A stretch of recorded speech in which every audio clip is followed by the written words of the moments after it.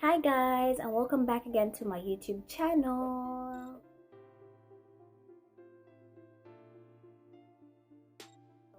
I want to start off by saying welcome back to all my subscribers, and for those who are new, thank you for joining my family, and it's all love. And so as you can see from the title, it's going to be my birth story, drum rolls. so well, my birth story was very traumatic. I was like ready. I prepared my baby's bag. Everything was packed. Everything was ready. I knew what was going to happen. That's another thing that I mentioned in my previous video, that birth plans never work out. So I had a birth plan and it didn't work out. So the day that my baby came, this was the experience. I woke up from, like, I was very uncomfortable anyway because he was way bigger than I thought, and he was all over in my belly, in my chest. I couldn't sleep well. You know, the uncomfortabilities that come with that. You know, you never have like the space that you want in the bed. You can't sleep in different positions and all that, you know. So I woke up with this painful urge, or I felt like I had gas, you know, like you want to take a big shit.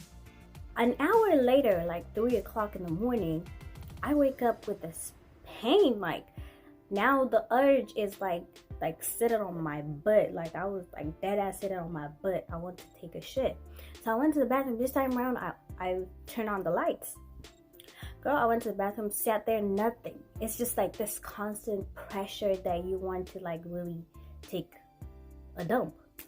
I woke up from the toilet, wiped myself, and I see blood. I was like, that's not right.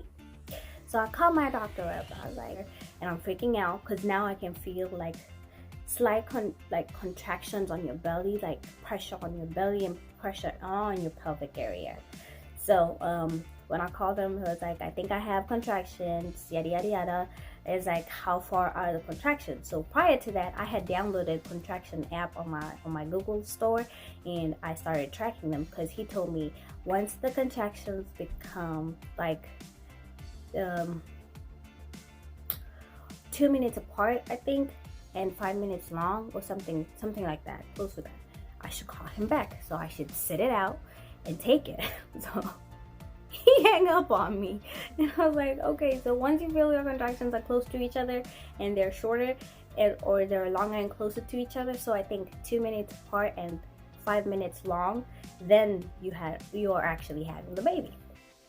So I just sat there, waited and waited, and I was like, oh, this is not that bad, because it was just constant pressure, like something's pushing.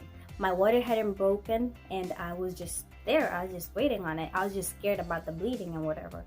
So at that time, I wasn't driving. Something interesting here, I don't know if it's just here in the States, but here in the States, for me, you cannot call an Uber or any other transportation services if you're having like a baby. You need to call like 911 or something close to it so that they can come and pick you up, because no Uber person is going to carry you so that you can have a baby in their car. So I did not have a car. My mom was at work at that time. I had nobody in the house. It was just me. I started freaking out, and now when my contractions became closer to each other and longer, lasting 5 minutes, and they were each like a minute apart from each other, I was standing on my tippy toes, okay? And then there's this like razor sharp pain that you feel in your little funny area. So I was like, bro, what the fuck? It was so painful. I had to go on my knees and just sit there because it was so freaking painful. I was not dressed. I hadn't taken a shower. I had all this planned out, like, I'm gonna do this, I'm gonna do that. So I called my mom crying. I was like, I think the baby's here, please come home, blah blah blah. I was going to give birth at my mom's hospital where she works at, where she used to work at anyway. And I was like secure because I know my mom works there, my doctor is there. So I was like very happy and that was the only motivation for me. But now I was scared because, one, I saw blood. I did not know where the blood was coming from, and two, my contractions were making me lose my mind. So my mom ended up telling me to call 911 and get the ambulance to come and pick me up. The 911 people were very quick and very, like, they want more information, so I had to give them all my information, my address, where to come and pick me up, how far my contractions are, how I'm feeling. So I called them up and I told them all this information. It wasn't even that long, like 2 minutes later. It was now around like 6 o'clock, 6 o'clock, and it was bright outside. And I lived in the top floor, so I lived in the 3rd floor. There were no elevators, it's just stairs and 2 flights of stairs to each floor. Guys, the EMT guys came in. Ooh, child, the EMT guys were. Tell me this: if you have seen people who work in the police department, fire department, the ambulance, tell me if they are not cute as fuck. Damn, I almost hit my contractions, hit my belly. I don't know where I was gonna take that belly, but it was the most embarrassing moment. And it was 2 guys who came to pick me from the door. So I had my baby's bag, but in that moment when my contractions were working, I couldn't remember where I put my baby's bag. I couldn't remember where I put my bag. The only thing that I took was my wallet. And tell me something funny. Before they came, I was busy like trying to figure out what should I wear. Should I wear pants? Should I wear a dress? No, should I wear underwear? Should I wear a bra? I was like, you know what? I'm not gonna wear any underwear because they're gonna cut that shit anyway. I'm not gonna wear any nice bra that I like because they're gonna still cut that shit too. So I was just like, let me wear my sports bra, and I wore some granny panties because I know I didn't need those. And the EMT guys came in. I took a full close to almost an hour to get down those stairs. So the good thing is that the EMT guy was at the back and another one at the front, and they were like leading me on, telling me step by step, let's go. And I got to a place where I was just like butt ass, my legs were wide open. I was just like, I can't take it. I can't take it. I was screaming my head off. My neighbors came out of the apartment. They were like, what is going on? What is wrong? And everybody was like, literally, I was screaming so loud. Most of the people in my apartment complex came out because, one, there's a fire department, there's an ambulance as well there, and they were wondering what's going on. So I got into the ambulance anyway, and they asked me what hospital I was supposed to deliver in, and I told them my mom's hospital. And at that time, my mom was trying to call me. I can't pick up the phone. I don't know where my phone is ringing from. They had my backpack. I thought I carried my baby's bag. I did not carry my baby's bag. I carried my school backpack with nothing inside except my wallet and my phone. So the guy was like, I was trying to look for my phone. When the contractions end, you can have time to think. But when they start kicking in, you're like, girl, it's not gonna happen. Not today. I was cussing. I was regretting. So the good thing is, one of the EMT guys came in inside with me, and they put me on a bed. They strapped me down, and when we were driving past, like going to the hospital, I was busy asking, what hospital are we going? And they were like, we're going to take you to the nearest hospital because it looks like you're about to have this baby right now. So I was like, no, I want to go to my hospital because that's where my doctor is. I don't know any other doctors. And they were like, no, we can't take you there because their way of working is they take you to the closest place possible for you to get, because it will be harder if I had to give birth inside the ambulance than them taking me to the nearest hospital that they would. And I was so scared because, one, another thing that I said, insurance coverage. There are different places where your insurance coverage takes. My insurance knew my doctor. My insurance knew my hospital where I was going at. I did not know about this other hospital. I did not know any of the policies. I was scared out of my mind because there's almost like close to a $15,000 bill if you give birth in a hospital where you don't have insurance to cover you. So in the back of my head, even with the pain, I was still thinking about the money because how am I going to pay that bill, and all these things. I don't know whose doctor is going to work on me. How is my mom going to know where I'm at, All these things were running through my head. But eventually, long story short, I got to the hospital, zoomed me in. I was like, my legs were wide open. I was ready. I was just like, take them out. I was screaming on the top of my brains. And the nurses were very sweet, very kind. They talked to you during that time. They rub your back. My nurse rubbed my back the whole time, held my hand the whole time. The nurse that admitted me was, I can't remember her name, but I'm gonna try to remember her name. I think she's on one of my baby's paperwork, but she was the best. She rubbed my back. She helped me take off. Like I told you, they cut those things up because the moment I got in there, they were like, scoot down, legs open, and they wanted to see how far dilated I was. So when I got to the hospital, I was 7 centimeters dilated. So for those who know, 7 centimeters is a long way. So I labored all through the morning. I didn't know that was labor going on. So when you feel like you want to take a shit and you're pregnant and you're close to your due date, that might be just it. It doesn't have, your water doesn't have to break. And once they started putting their hands in there just to see if I was dilated, that's when my water broke. So yeah, they put me in another room, they hooked me up and all these things, and the pain was unbearable. So this anesthetic guy came in and he was like, do you want an epidural? So for those who don't know, the epidural is a spiny thingy. I'm not good with all this medical terms, but it's something that they put in your back, in your spine, and it delivers like some medication to help the pain of the contraction. So I had thought about, no, I want to take this, I want to be a woman, you know. It doesn't matter, okay? So never beat yourself up that you had to do a C-section or you had to get the epidural. It doesn't make you less of a woman. You're a woman enough for bringing out a life to this world. You're a woman enough to actually carry on the full 9 months and actually give birth to a human being. So never feel like, oh, you gave birth to a C-section, you're not a woman, you didn't give birth, you know? So I was like, yes, fuck yes, I need that epidural, do it right now. So the thing that I had heard stories about epidurals and they mess up your back and they jack you up, but only if you move during that procedure. So the nurse again that I was telling you about that was rubbing my back and holding my hand through this whole time, me being hysterical, crying, and I'm having all these emotions, I'm scared, I don't know what to do.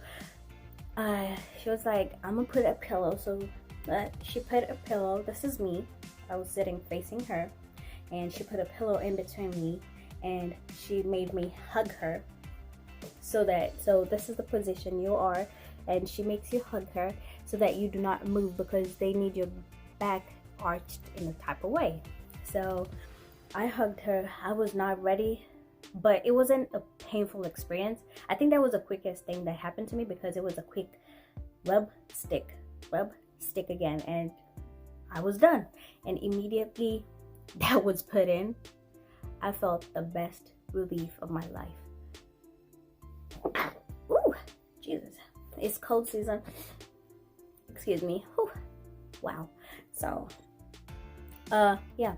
Once the doctor put that epidural in and gave me a button and told me when you feel the pain, just add the volume or something so that the drug can go into your system. And it was okay. So I laid there. I was now able to like think, now give me my phone, let me call my mom. I found like almost 100 missed calls from my mother. And I called my mom, and at that time I was also still actively we were in good terms. I can't say we were actively dating, but we were in good terms with my baby's dad. So I also called him up because he lived in another state, so he had to drive all the way here and he wasn't picking up, and that was very frustrating for me because who else was supposed to be here? And I told him at that time, if you're not here for your baby's birth, we're like gonna have a serious conversation about this, you know, because you want all these things to be perfect. You want your significant other beside you when you're going through this process. But my significant other was not there, but he eventually came anyway.